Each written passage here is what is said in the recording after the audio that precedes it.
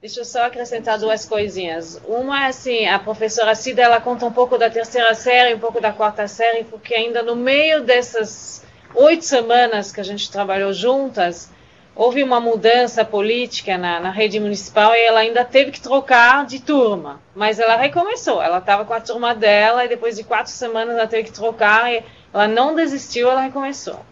E a outra coisa, assim, eu não quero que vocês se prendam ao laptop, porque o laptop é mais um recurso, e ela tinha esse recurso nas mãos, e muitas vezes, como ela falou, falhava a internet, e laptop não funcionava, então não é porque vocês não têm laptop que não podem trabalhar com projetos, tá? É só mais uma coisa que ela tinha nas mãos.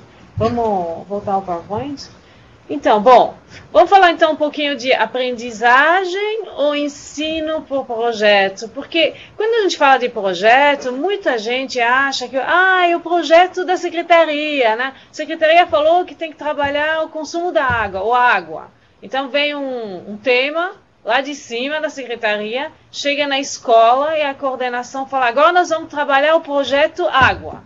E todo mundo tem que sair fazendo alguma coisa que tem a ver com água. Mas não é desse tipo de projetos que a gente está falando, tá? Esse tipo de projeto que vem da secretaria, que é a ideia da escola, que é um projeto do professor, a vontade do professor, é um projeto é uma forma de ensinar por projetos. Mas a gente está falando de aprendizagem por projetos, tá? Vamos trocar de slide? Tá, então a aprendizagem do projeto, o projeto é do aluno. Ele não é da secretaria, não é do diretor, coordenador pedagógico, do professor, é do aluno. Então, o autor do projeto é o aluno. Então, quem vai formular as questões, quem vai escolher o tema, é o aluno. Por isso, o projeto é único para o aluno. O projeto do aluno é diferente do projeto do aluno que está na sala ao lado, até do aluno que está do lado. Tá? É diferente do capítulo 5 do livro de ciências, porque o capítulo 5 do livro de ciências é o mesmo para toda a rede da Bahia, para todo mundo que usa esse livro. Então, por isso que, quando a gente permite ao aluno escolher o seu tema, ele muda a postura. A professora Cida falou, ele se interessa, ele tem vontade, ele escolheu o tema. E quando ela deixou os alunos escolherem os temas não fugiram muito do que ela tinha que trabalhar na sala de aula. Tá? Então, esse ponto de partida é muito importante para esse tipo de trabalho.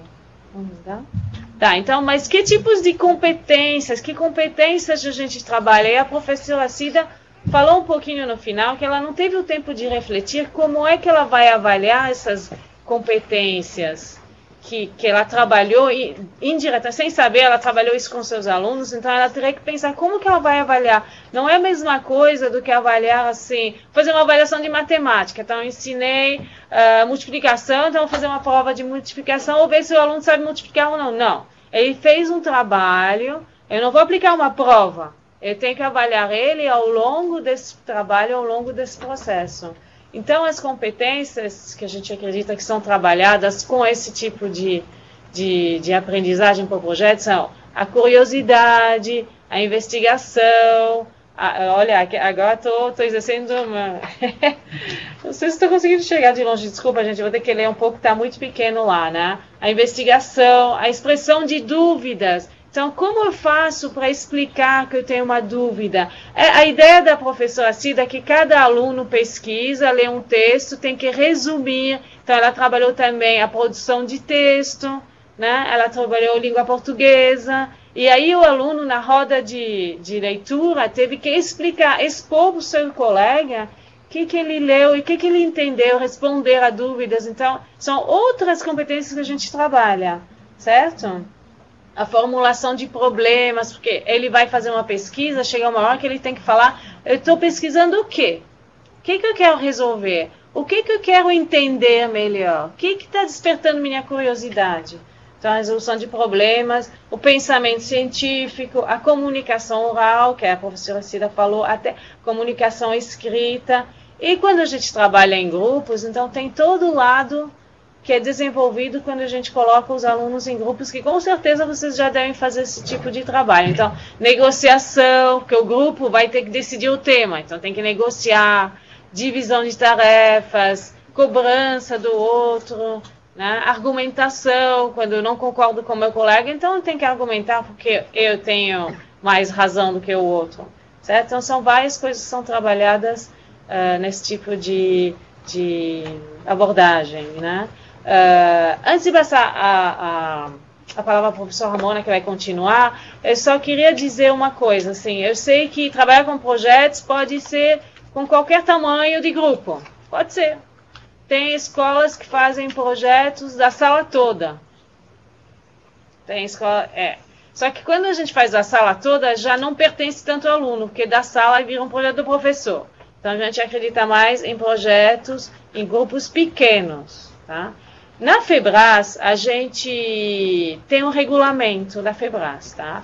E o regulamento da FEBRAS, ele inicialmente seguiu um regulamento internacional, porque nós somos credenciados numa feira internacional e podemos levar jovens daqui para a feira internacional. Por isso temos que seguir o regulamento de lá.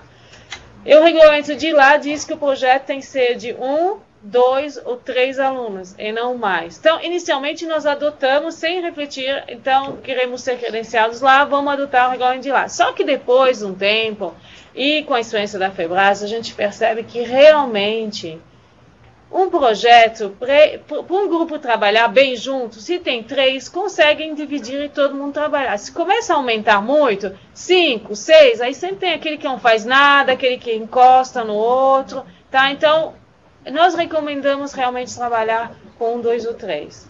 E mais uma coisinha da professora Cida que eu esqueci de comentar. Ela é professora do Fundamental 1. Então, ela tem todo o tempo do período dela para trabalhar com os alunos, que também ela tem uma flexibilidade. Mas ela não trabalhou todo dia com o projeto, ela trabalhou 2 vezes por semana. Então, no tempo dela, ela alocou 2 horas aula por semana para trabalhar com projetos, tá? Então, é possível mesmo professor do ensino fundamental 2, professor do ensino médio, trabalhar alguns dias por semana em projetos e continuar fazendo o que ele faz sempre, tá? Então, agora vamos voltar ao PowerPoint e a professora Ramona vai continuar conversando com vocês. Então, o que nós queremos com essa aprendizagem por projetos? Nós estamos buscando passar a noção de um conhecimento científico, desenvolver o conhecimento científico, que é uma coisa diferente do que a gente conhece no dia a dia. O conhecimento científico ele tem determinadas formas de ser adquirido. Então, por exemplo, vamos começar com o conhecimento que a gente chama de senso comum. O que é o senso comum? É o conhecimento que nós temos no dia a dia. Por exemplo, imagina que uma pessoa, por exemplo, uma dona de casa, trabalha com uma máquina de lavar roupa.